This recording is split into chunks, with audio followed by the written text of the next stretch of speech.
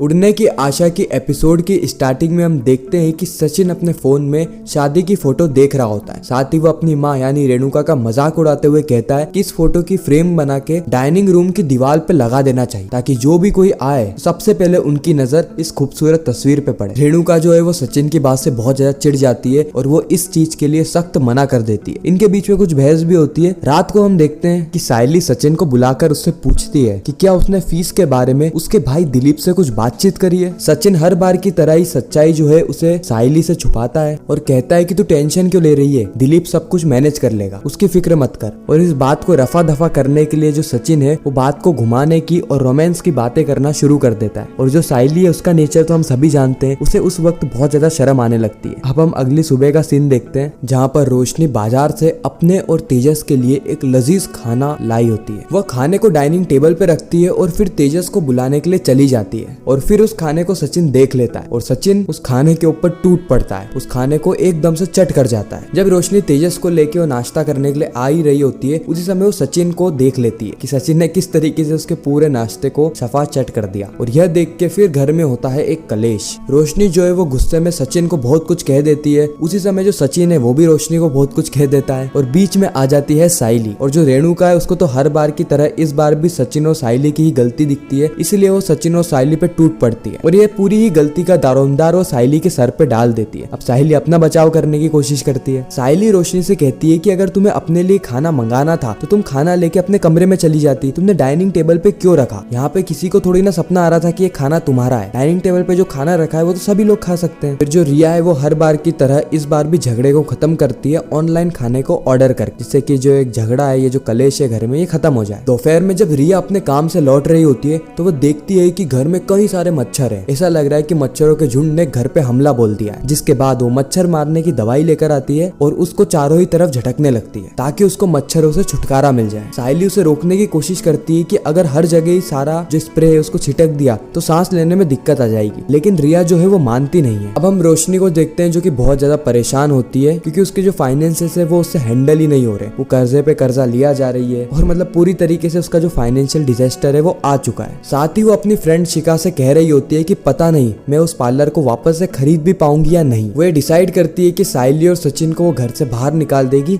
जिससे कि जो उसकी सारी प्रॉब्लम है वो खत्म हो जाएगी। अगले सीन में हम परेश को देखते हैं जो कि डाइनिंग हॉल में बैठा होता है, लेकिन अब क्योंकि जो रिया है उसने हर जगह जो स्प्रे है वो छिटक दिया था, इसलिए परेश को सांस लेने में दिक्कत आने लगती है और उस घुटन के चलते जो उसकी हालत है वो बहुत ज्यादा खराब होने लगती है। और सायली ये सारी चीजें देख लेती है, जिसके बाद जो सायली है वो सभी लोगों को बुला लेती है। उसके बाद जो परेश है उसे हॉस्पिटल ले जाया जाता है। और इसी के साथ यह जो एपिसोड है ये यहीं पर ही खत्म हो जाता है। आपको यह रिकेप कैसा लगा कमेंट सेक्शन में जरूर बताना। साथ ही आप और कौन कौन से शोज का रिकेप देखना चाहते हो वह भी कमेंट करना। मैं मिलता हूँ आप सभी से किसी नेक्स्ट इंटरेस्टिंग वीडियो में। जब तक के लिए गुड बाय।